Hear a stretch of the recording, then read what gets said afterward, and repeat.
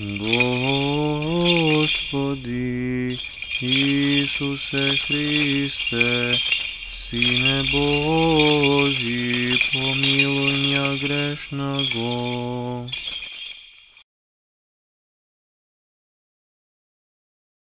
I Sina i Svetio Duh. Amen. Возлюбени во Христа Бога, братья и сестри, денеска Светата Църква Божия си спомнува на родителите на най-големиот од мајка роден маж во историјата на човештвото,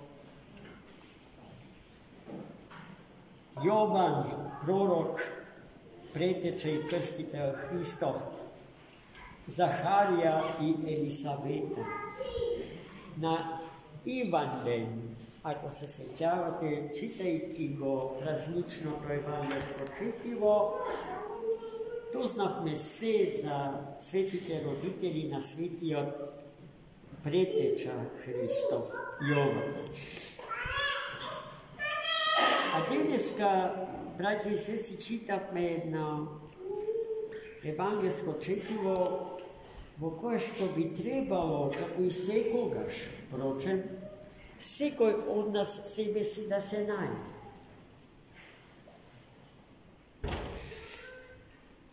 Евангелската парабола е прекрасна, но преполна со символика. Чувме како еден цар подготви свадба за својот син. Свадбата е секој сврзана за трпеза, трпезата е символ на заедникување, единство, соборност, слога, мир, љубов меѓу луѓето. Царот, бидејќи богат,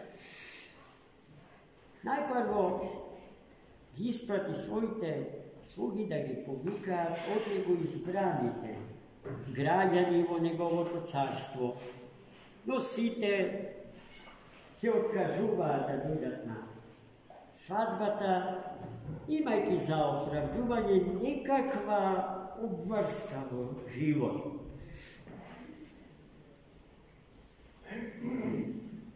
Дали некој не можел да дојде затоа што купил зевгар волови, друг затоа што ја орала нивата, трет затоа што се нешто се наоѓало за да се одбие повикот да се дојде на свадба. Ако, браќи и сестри, царот и неговиот царски дом, каде што требаше да се случи свадбата, символички ги анализираме, ќе сватиме брзо дека во ликот на царот треба да го препознаеме самиот Бог, а во ликот на дворецот негов, светата црква негова, а свадбената трпеза, светата Евхаристија. Бог сите не повика, сите се разбира, се почува од Стариот Завет, таму се избраните, таму е избраниот, старозаветниот избран народ Божи,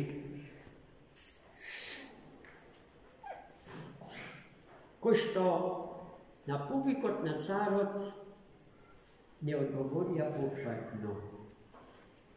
И затоа Господарот ги замоли своите слуги да отидат и кога ќе најдат по раскрсниците, по улиците да го повикаат. И така свадбената трпеза се пополни со народ. Арнама кога дојде царот на свадбената трпеза, ги погледна сите гости и меѓу нив препозна еден човек кој што дошол на свадба облечен во старо изветвено рубо. И го прекорил за тоа и побарал од него веднаш да ја напушти свадбената трпеза и не само тоа, туку да биде спроведен tamo kada što, do mjestoto kada što, kada što im je mjestoto na onje ko što žive, tako što je tvorac svoja ta volja, žive po svoj kef, sozdavajki nered, bezredije, haos, vo svoj odličen život, amo i vo život nosite okolo sebe. Braći i sestri,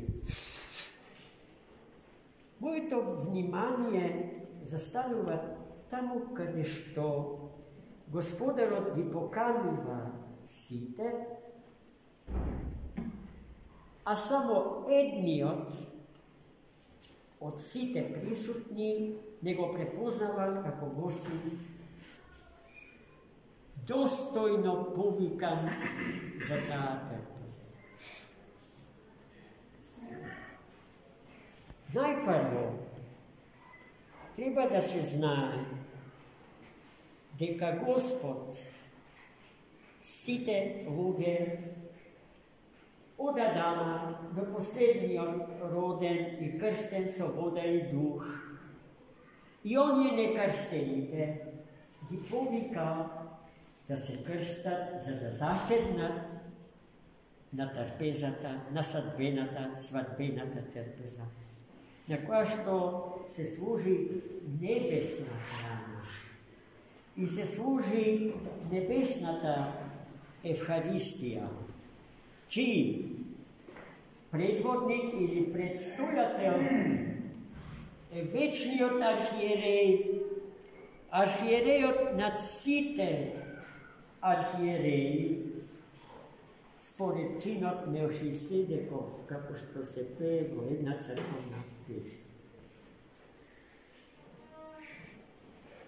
Значи не постои човек кој што може да каже: Господи, ти ги повика сите, но мене ме замени. Ти мене не ме повика.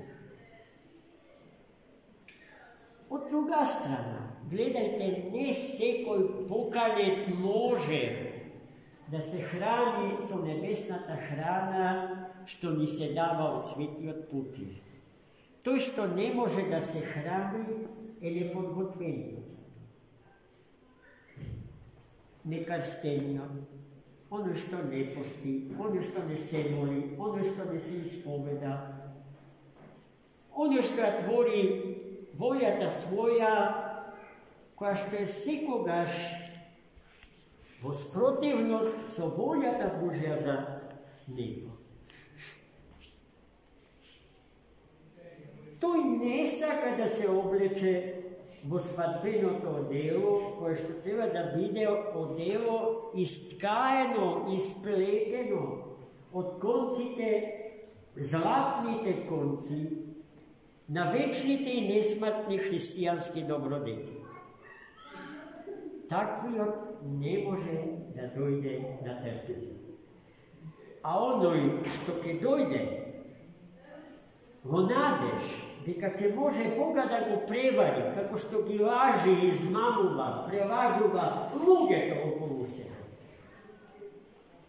Тоа не ќе може, бидејќи веднаш ќе биде препознаен како натрапен, како човек кој што не се подготвил соодветно да одговори на повик. Та во црквата Божја има правила, браќи и сестри, свети догмати, свети канони и свети правила, според кои што се живее во неа. Не може во црквата да се влезе од улица по кратки панталони. Или од некој подземен локал каде што се дила дрога и алкохол, каде што се псуе името Господне. И да се застави тука, чекајќи да се нахрани со храната, до која што доаѓаат само оние кои што добро се трудат во својот живот, само оние кои што подвижнички живеат, Samo on je ko što se truda da gi ispovnat zapovedite Gospodni. Gospod nema da ne praša, da li ti si gi ispovnil site zapovedi Gospod. Znajte gi našite sili, našite ograničeni možnosti, našата nesovършеност. Ама че не праша, а колко си се потрудил ти, Господине, или Господо, ти, брате или сестро, колко сте се потрудили, за да се удостоите со таша. Ако се остане без отговор, не може да се помине. Ако се остане со лажен одговор, не може да се прелаже оној кој што се зна. Оној кој што не знае подобро, односно целосно, безостаточно, од што се знаеме самите себе си.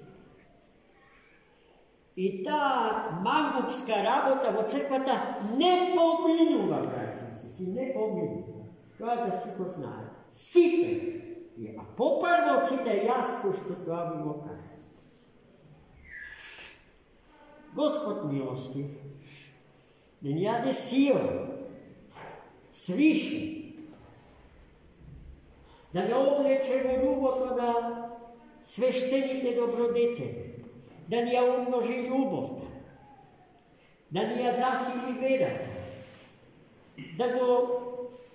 да не утврди во решеноста, во покаяние да живее, да проштеваме и да ни проштева секогаш кога имаме потреба од едното и од другото.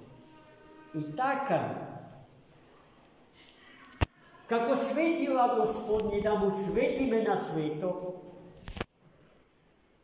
и да укажуваме на изворот на таа светлина, Троедниот Бог наш, Отецот, Синот и Духот Свет. Амин. За